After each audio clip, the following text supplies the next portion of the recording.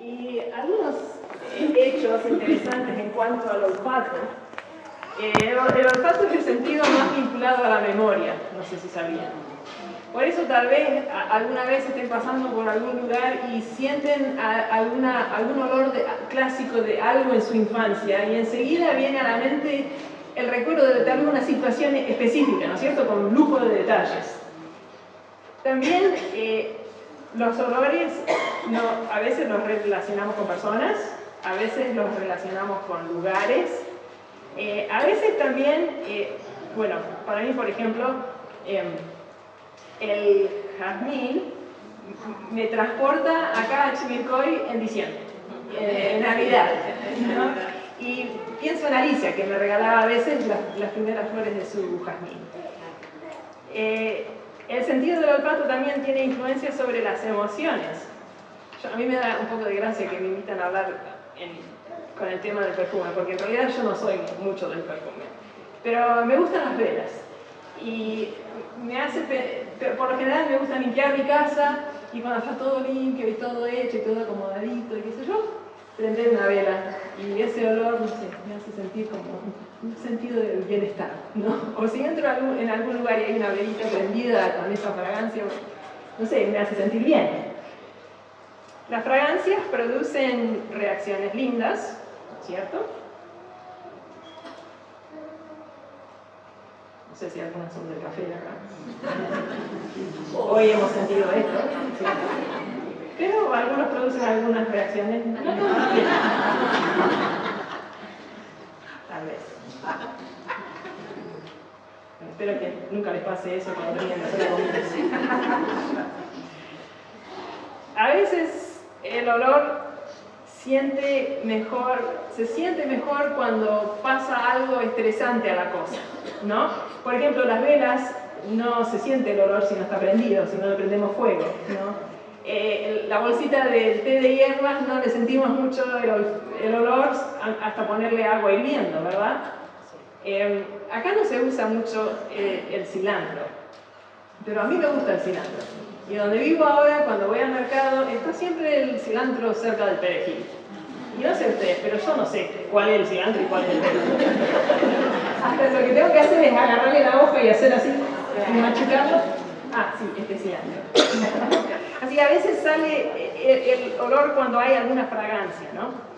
Y bueno, hablando otra vez del perfume, en su estado original el perfume es algo intrínseco de la planta, ¿no es cierto? Mientras la flor vive, larga esa fragancia tan linda. A veces cuando estamos caminando y capaz de repente sentimos el olor del jazmín o alguna otra flor, no vemos la flor, pero sabemos que está cerca por la fragancia, ¿no? Y el perfume de Cristo, que estamos hablando en estos días, es algo que debe naturalmente salir de nosotros porque Él está en nuestras vidas.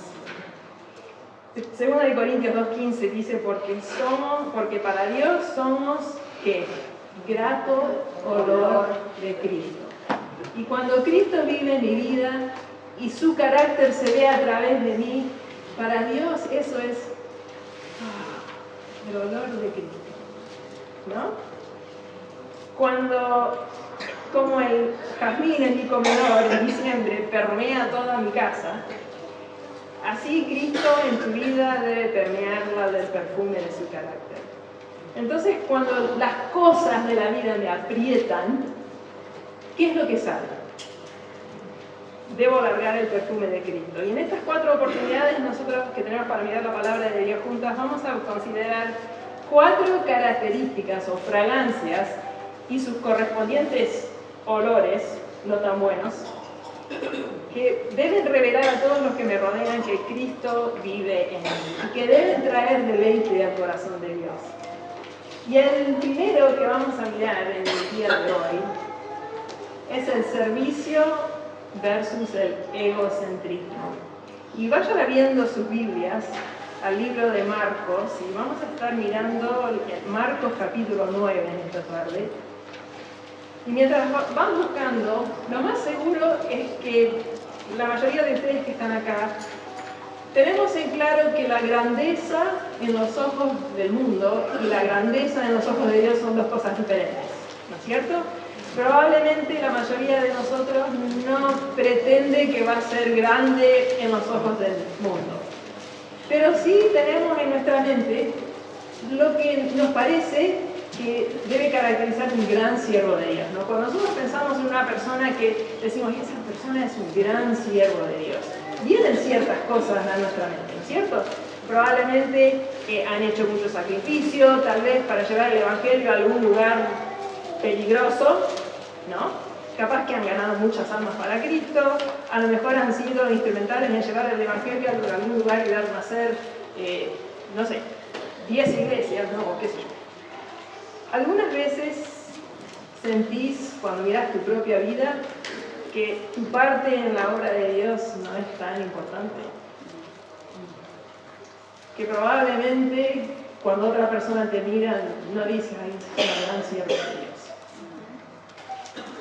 En el año 1999, el Antiguo Testamento para algunos de ustedes jóvenes que están acá, pero no hace mucho en realidad, nos mudamos con Tomás y nuestros 4 hijos a la ciudad de Chivilcoy.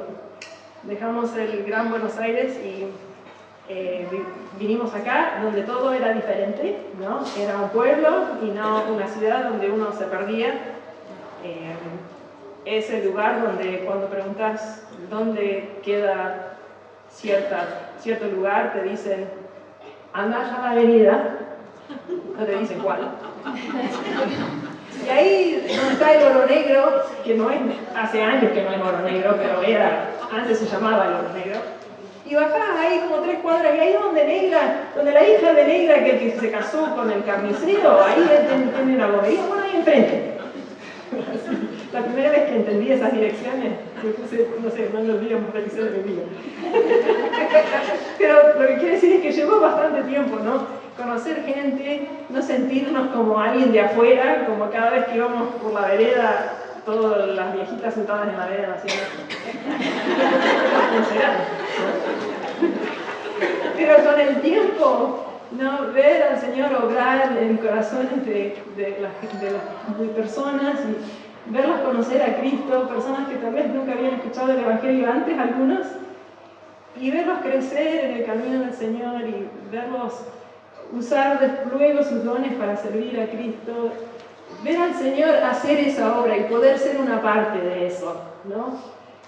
Eran para mí tal vez los mejores años de mi vida. Sabía que venía una transición en el horizonte, ¿no? El director de nuestra misión, el hermano Terry Thompson, que algunos de ustedes conocen, ya llegaba a los 70 años, debía jubilarse de esa posición. Tomás había sido su director ayudante de acá, desde la Argentina, por más de 15 años. Sabía que él ya no le quedaba otra que ir a cumplir esa función. Él no sentía así, yo me sentía así. No, la iglesia de Chivilcoy ya llegaba al punto que podía tener su propio pastor, pero el día llegó igual antes que yo quisiera, antes que estaba lista, ¿no? Y de golpe me encontré en una oficina aprendiendo a usar Excel, tratando de saber cuál impresora se usaba para qué, imprimiendo recibos, mandando cartas, haciendo algunas publicaciones, cosas que en mi vida había hecho. Y de golpe me sentía que lo que yo hacía realmente no era tan importante en la obra del Señor. Esto ya hace 5 años. Y el Señor a través de estos años ha seguido su obra en mi corazón, ¿no? Durante este tiempo enfrentándome con cosas y enseñándome. Y una de esas cosas es lo que quiero compartir en esta tarde, y es mi responsabilidad de servir a Dios en lo ordinario. Cuando te aprietan los quehaceres diarios, ¿qué sale? ¿La fragancia del servicio o el olor al egocentrismo? Y lo que les quiero implantar esta tarde es que tener el perfume de Cristo implica servirlo en lo ordinario de nuestra vida. Y quiero que veamos en este pasaje de Marcos capítulo 9 5 cosas en cuanto al servicio de Dios en lo ordinario de nuestras vidas. Y antes de comenzar vamos a tener otra palabra de oración. Padre, venimos a ti en esta tarde porque necesitamos tu ayuda. tu ayuda para poder presentar tu palabra con claridad, y tu ayuda para poder entender, tu ayuda para poder apropiar a nuestro corazón, tu ayuda para poder poner en práctica. Así que, Señor, si no estás tú obrando en esta reunión, no va a servir de nada. Así que pedimos la obra de tu Espíritu Santo en nuestro medio y te encomendamos este tiempo en el nombre de Cristo. Amén. Lo primero es que vamos a mirar algunos obstáculos a este servicio. ¿Cuáles son las cosas que son obstáculos para mí para servir a Dios en lo ordinario? Y vamos a mirar acá en Marcos capítulo 9, empezando con el versículo 30. Dice, habiendo salido de allí, caminaron por Galilea y no quería que nadie lo supiese, porque enseñaba a sus discípulos y les decía, el Hijo del Hombre será entregado en manos de hombres y le matarán, pero después de muerto resucitará al tercer día. Pero ellos no entendían esta palabra y tenían miedo de preguntarle. Y llegó a Capernaum y cuando estuvo en la casa les preguntó, ¿qué disputabais entre vosotros en el camino?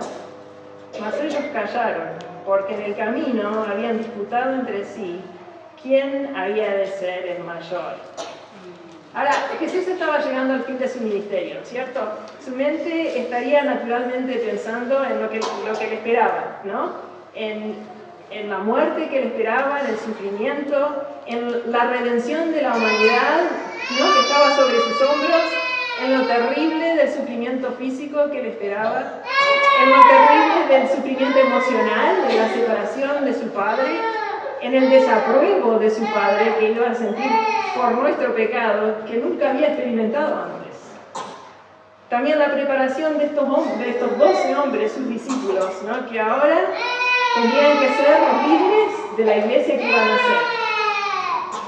Y en este pasaje vemos que va caminando con sus discípulos hacia Capernaum, y mientras van caminando Jesús les habla nuevamente de su muerte y resurrección, ¿cierto? Y digo nuevamente porque si miran atrás una página en el capítulo 8, versículo 31, también dice, y comenzó a enseñarles que le era necesario al Hijo del Hombre padecer mucho y ser desechado por los ancianos, por los principales sacerdotes y por los escribas, y ser muerto y resucitar después de 3 días. Pero ellos no entendieron ni jota, ¿no es cierto? Y como tuvieron miedo de preguntar, iban haciendo su propia conversación aparte. ¿Y de qué venían charlando, según el versículo 34? ¿Quién iba a ser el mayor? ¿No? O sea que Jesús les venía hablando del tema más importante de la historia, ¿no? Del sacrificio más grande de la humanidad, del evento que ni los ángeles podían entender. Y ellos estaban preocupados por cuál iba a ser el mayor. Quiero sugerir que un obstáculo en servir a Dios en lo ordinario es el egocentrismo. Y es una palabra media larga, ¿no? Pero la Real Academia Española define el egocentrismo como la exagerada exaltación de la propia personalidad hasta considerarla como centro de la atención y actividades generales. Lo voy a leer de nuevo. Exagerada exaltación de la propia personalidad hasta considerarla como centro de la atención y actividades generales. O sea, los discípulos iban pensando en sí mismos y perdieron la oportunidad de entender el plan de redención del Señor, pero también de apoyarle en la carga que estaba llevando, ¿no? Su mundo en ese momento giraba alrededor de ellos mismos. Había pasado, al principio del capítulo 9, vemos que Jesús llevó a Pedro, Juan y Jacobo al monte, ¿se acuerdan? Donde se transfiguró delante de ellos. Y también estaban pensando, ¿por qué esos 3 y no nosotros? ¿Por qué ellos son más importantes que nosotros? ¿Por qué no yo? ¿No? Supongo que tal vez algo así era la conversación. Y cierto que somos naturalmente egocéntricas. Hay un devocional que se llama Nuevas Misericordias cada mañana. No sé si alguno tiene conocimiento de eso, pero el autor dice que yo vivo en el pequeño reino de uno, donde yo reino en el centro y todo lo demás gira alrededor de mí. Y no es así. O sea, nunca vamos a admitir eso, ¿no? Pero la realidad de nuestra vida diaria es así, ¿no? Tan fácil saco mis ojos de mi Señor y del gozo de hacer mis tareas para Él, porque estoy enfocada en mí misma, cómo me siento yo, cómo me hablaron a mí, cómo me tratan a mí, las inconsideraciones de otros hacia mí, ¿no? Las inconveniencias que me causan a mí, cómo me va a afectar a mí esta cosa. Me irrito porque mi esposo no me contestó como yo pensé que me debía contestar, ese auto no me dejó cruzar, esa persona causó una demora en mis planes, ¿ven? Todo me afecta de acuerdo a cómo me afecta a mí, porque ese qué derecho tuvo de molestarme a mí, porque realmente yo soy la persona más importante, yo soy el centro de mi universo. Reacciono ante todo de acuerdo a cómo me afecta a mí. Creo que este fue el problema que tuvo Marta, ¿no? ¿Se acuerdan de la famosa anécdota de María y Marta? ¿No? Que llegó Jesús, Marta lo recibió en su casa y al principio todo bien, ¿no? Porque seguro no era solo Jesús que cayó a la hora de comer. Era él, los 12 hombres, ¿no? Alguien tuvo que 13 hombres caer en la hora de la comida. Bueno, empezó bien. Pero después, ¿no? Sacó sus ojos del objeto de su servicio, ¿verdad? Y empezó a molestarse, a enfocarse en sí misma, en todo el trabajo que ella tenía que hacer, en la necesidad de ayuda, en el hecho de que ella estaba haciendo todo, que la hermana no le ayudaba. Su egocentrismo dio lugar también a otros pecados, ¿cierto? La irritación, la rabia, la crítica, y el enfrentar con el Señor mismo y decir, no le decís a mi hermana que me ayude, al Señor del universo, imagínense, ¿no? Pero tan a menudo yo soy igual, ¿no? Vivo en la realidad del egocentrismo, ni siquiera lo reconozco, pero me está robando de ver las circunstancias como oportunidades de servir a mi Señor en lo ordinario. Así que el egocentrismo. Otro obstáculo es el egoísmo, que es algo parecido, ¿no? Pero otra vez la definición es inmoderado y excesivo amor a sí mismo que hace atender desmedidamente al propio interés sin cuidarse del de los demás. Así que los discípulos no solamente estaban enfocados en sí mismos, sino querían lo mejor para sí mismos, ¿no? Querían ser el mayor. Y aunque no lo admitiríamos, ¿no es cierto que queremos ser la persona que tiene los trabajos más nobles, la buscada por los demás, la reconocida por mi espiritualidad, por mis habilidades y por mi humildad? ¿Cierto? Mira esa hermana, ¿no? Que es fiel, que es, cómo ora por los demás, está siempre hablando de Cristo, a los compañeros de trabajo, y esas cosas debemos hacer, ¿cierto? Pero mucho del servicio de Dios se realiza en el contexto de las tareas comunes, de las cosas que no parecen importantes en los momentos cuando nadie ve. Así que el egocentrismo, enfocarme en mí misma, y el egoísmo, querer lo mejor para mí misma, son obstáculos en mi servicio a Dios en lo ordinario de mi vida. Vamos a mirar en segundo lugar la descripción de este servicio. Miremos el versículo 35, dice, entonces él se sentó y llamó a los 12 y les dijo, si alguno quiere ser el primero, será el postrero de todos y el servidor de todos, y tomó a un niño. El hecho de que Jesús se siente es algo interesante, ¿no? Porque el sentarse era la posición de un maestro, ¿no? Entonces Jesús no les rezongó porque no entendieron, no les retó porque eran egoístas, ¿no? Aunque podría haberlo hecho, sino que se sienta, ¿no? Y pacientemente les va a enseñar el camino a la verdadera grandeza. Y él dice que ser grande a los ojos de Dios, primero es ser ¿qué? En el 35. A ver, clase. Tiene la Biblia, ¿no? Dice, si alguno quiere ser primero, será el postrero, ¿no? Y esta palabra no significa solamente el último, sino que es un superlativo, ¿no? Significa el ultimísimo de los ultimísimos de los ultimísimos, ¿no? Último, bien último. El que no tiene rango ni antigüedad, el que le toca hacer todos los trabajos que nadie quiere hacer, ¿no?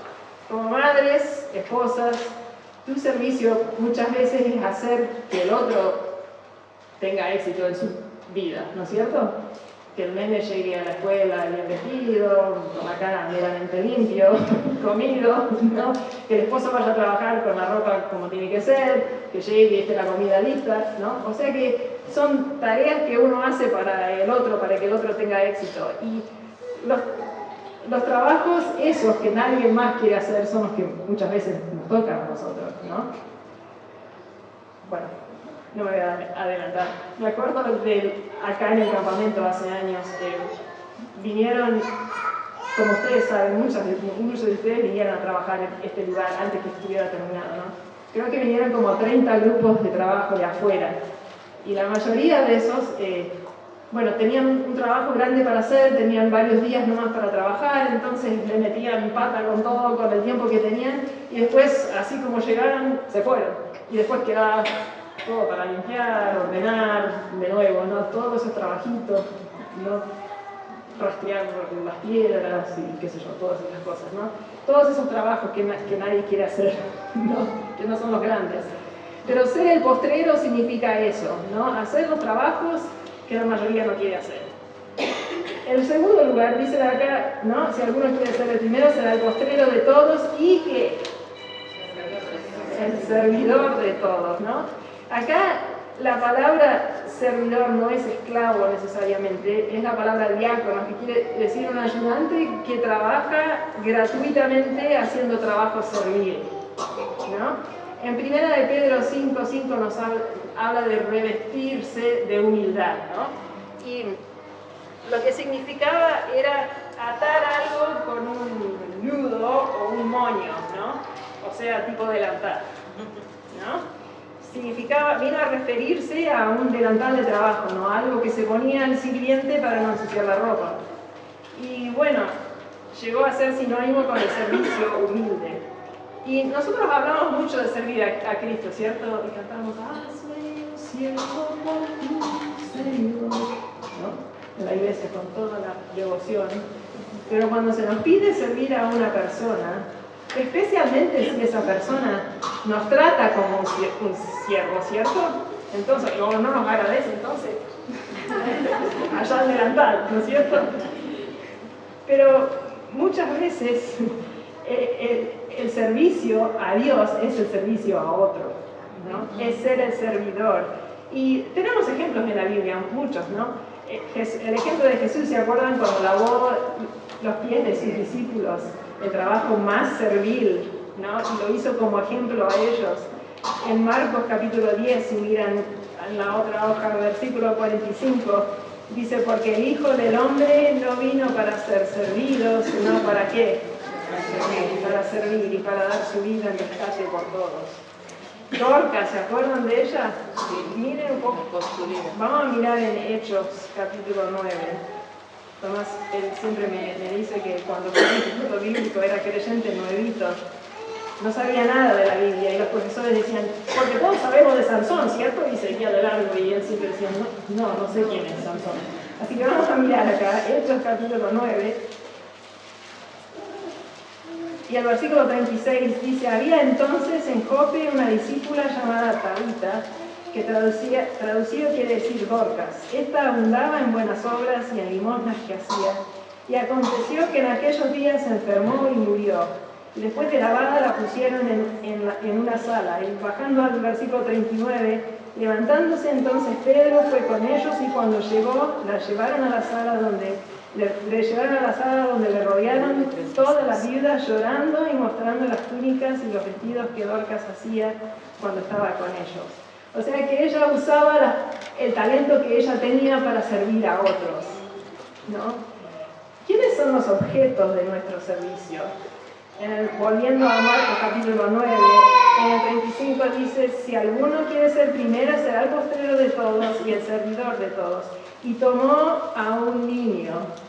Y en la cultura judía, como en la greco-romana de ese tiempo, el niño era la persona menos importante en toda la sociedad.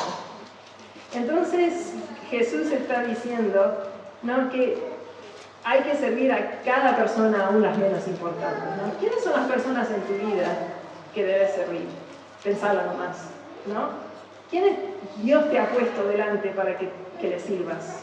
¿no? Tu esposo, tus hijos, tus vecinos, las visitas, hermanos de la iglesia tal vez, ¿no? Servir a Dios en lo ordinario por lo general es servir a otro. Y es servir a otro en actos de servicio que no parecen tan importantes. Especialmente en el momento. Y creo que como mujeres abundan esas tareas, ¿no? Abundan hoy y mañana van a abundar otra vez. Y el otro día van a abundar los mismos de nuevo, ¿no es cierto? Es servir a todos por igual, por más o menos significante que sea la persona. Así que, los obstáculos a nuestro servicio, la descripción del servicio, vamos a mirar un poco la actitud de este servicio. En el versículo 36 dice, y tomó a un niño y lo puso en medio de ellos y tomándole en sus brazos les dijo, el que reciba en mi nombre a un niño como este, me recibe a mí, y el que a mí me recibe, no me recibe a mí, sino al que me envió. La palabra recibe está 4 veces en ese versículo, ¿no? La palabra significa una recepción deliberada y pronta y de buena voluntad. Es recibir para servir o para mostrar bondad, amabilidad, atención, ¿no? Rena, ¿podés venir acá adelante? Renata me viene a visitar. Llega a mi casa, toca el timbre y yo por el portero digo, sí. Eso no es recibir. Recibir es, Renata, ¿cómo estás? Me alegro que viniste, pasá. ¿Cómo te puedo ayudar? ¿Qué te puedo hacer?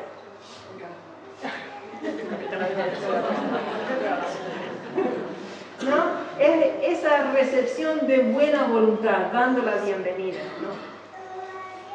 ¿Cómo recibimos a las personas o a las circunstancias que Dios manda a nuestro día? Especialmente las que vienen disfrazadas de obstáculos o inconveniencias o demoras. Volviendo a todos esos 30 grupos de trabajo. Más veces de lo que quisiera que hubiera sido una realidad. Por ahí Tomás me dice un día, ¿sabes que el mes que viene, tal fecha, viene un grupo, son 15 personas y van a estar 10 días? Mi reacción como hija de Dios seguramente fue, qué bueno, vamos a hacer bastante trabajo en el campamento y voy a tener la oportunidad de cocinar para 15 personas y lavarles la ropa y cambiar 15 camas y ¿no? Por lo general era, ¿en serio? Pero no sé si tengo otro grupo. Está pasando esto y esto y esto. O cuando llegaba al grupo ya había tenido por lo menos un mes para arrepentirme, pedir perdón de nuevo y recibirlo bien. Pero es un reto para mí misma, ¿no? Que tantas veces descalifiqué mi servicio al Señor por mi actitud. Así que la actitud en recibir es importante, la actitud de servir. ¿Nos molestamos por la inconveniencia o el trabajo que nos causa? ¿O lo recibimos de buena gana, mostrando amabilidad, viéndolo como una oportunidad de servir al Señor? La actitud. Número 4, la motivación de este servicio. ¿Qué es lo que me debe motivar en mi servicio, en lo ordinario de mi vida? Y el versículo 37 nuevamente dice, el que reciba en mi nombre a un niño como este.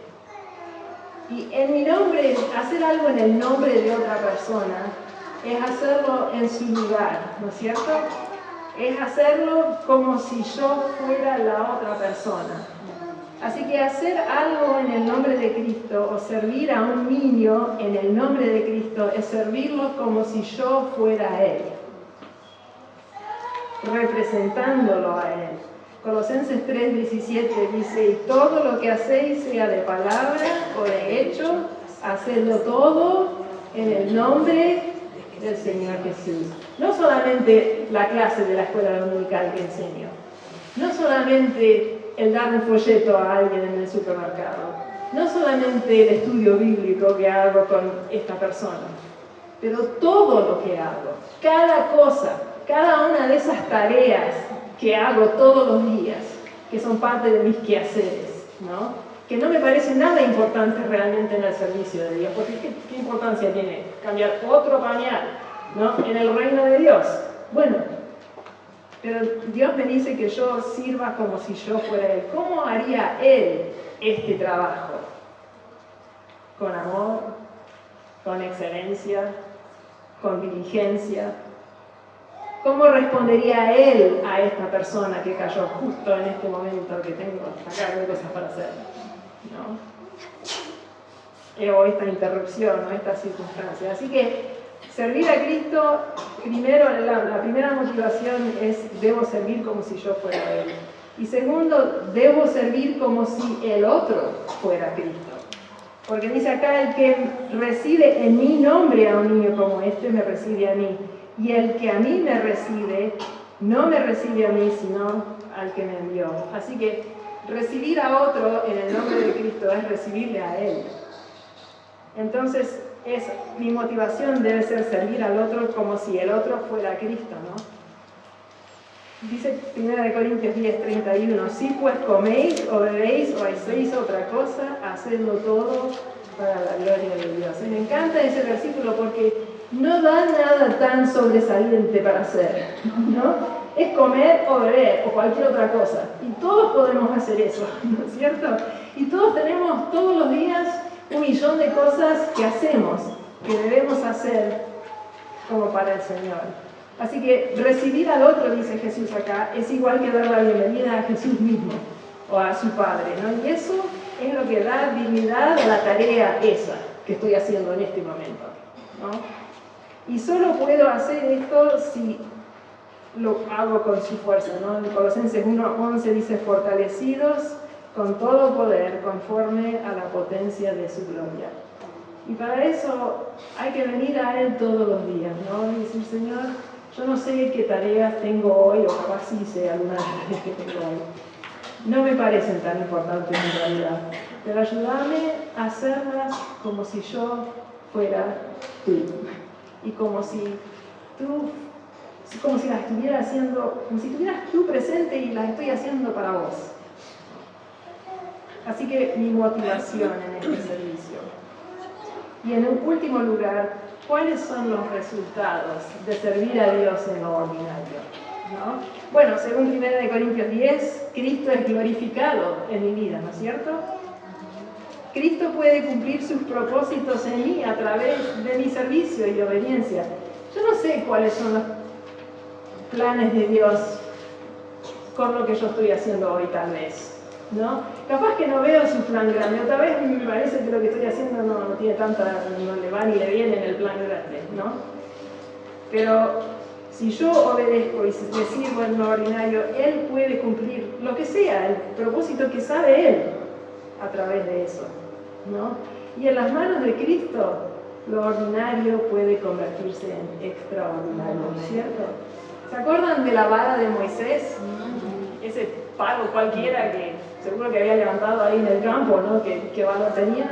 Pero cuando Dios lo llamó para ir y sacar al pueblo judío de la esclavitud en Egipto, y Moisés dice: ¿cómo me van a creer que tú me mandaste? Y Dios dice: ¿qué tenés en la mano? Bueno, este palo cualquiera. Y Dios le dijo que lo tirara al suelo y se convirtió en una serpiente, ¿no? Y Dios usó eso tan ordinario para mostrar su poder delante del faraón y redimir a todo un pueblo. ¿Qué era la piedrita de David, ¿no? Cuando fue a pelear contra el gigante ese día y paró en el arroyo y levantó 5 piedritas, que seguro que como esas 5 habían otras 5.000. Y con esa piedrita Dios lo usó para matar al gigante y librar a Israel de los filisteos, ¿no? Una gran victoria para ellos. ¿Qué de esos 5 panes y 2 pececitos, esa vianda cualquiera que tenía ese nene ese día, que Jesús usó para alimentar a 5, 10, 15.000 personas? Dios puede convertir lo ordinario de tu servicio en algo extraordinario. Así que te voy a hacer algunas preguntas. Cuando te aprietan los quehaceres del día, los de alrededor tuyo, ¿Qué sienten? ¿El olor de tu egocentrismo o la fragancia de tu servicio? ¿Cómo va tu servicio en lo ordinario de tu día a diario? ¿Perdés oportunidades por estar enfocada en ti misma? ¿Estás dispuesta a ser última o a hacer los trabajos que nadie quiere hacer para servir a otros, a una de las personas más insignificantes? ¿Recibís a las personas inesperadas y las circunstancias inesperadas de tu día con una actitud de bienvenida y buena voluntad? ¿Haces los actos de servicio como si fueras Cristo y como para Él? ¿Y das a tu Señor la oportunidad diaria de convertir tu ordinario en algo extraordinario, más allá que tal vez tus ojos nunca lo vean? El señor Alistair Begg, alguien de Escocia me parece, en un devocional escribió esto: la meta final del celo empoderado por Espíritu Santo es servir al Señor. Cuán importante es mantener esa meta en mente. Entonces reconocemos cómo la actividad más insignificante, saludar a un cliente, limpiar un lío en la casa, enseñar a otro, tomar notas, dar una inyección, hablar a nuestros niños, lo que sea, puede ser un acto espiritual de adoración. Hasta la parte más rutinaria de nuestro día puede reflejar nuestro entusiasmo divino. No abandones tu celo. Mantén el agua hirviendo, sirviendo al Señor en cada momento de cada día, en respuesta a la gracia que vierte sobre ti cada momento de cada día. Ven a Él cada mañana y pídele que no te deje cansarte. Así en todas las cosas su nombre será proclamado y su voluntad glorificada. Y yo agrego que de esa manera darás el perfume de Cristo. Señor, necesitamos en nuestra vida la decisión de servirte a ti en lo ordinario. Señor, gracias por estar dispuesto a usarnos. Señor, te pedimos perdón que tantas veces todo lo que pasa en nuestro día respondemos por cómo nos afecta a nosotros. Y tantas veces perdemos muchas oportunidades todos los días de hacer las cosas para ti y de servirte a ti en esas cosas difíciles. Te pedimos que nos ayudes a estar conscientes de esto más en los días venideros y que tú recibas la gloria de nuestras vidas. En el nombre de Cristo. Amén.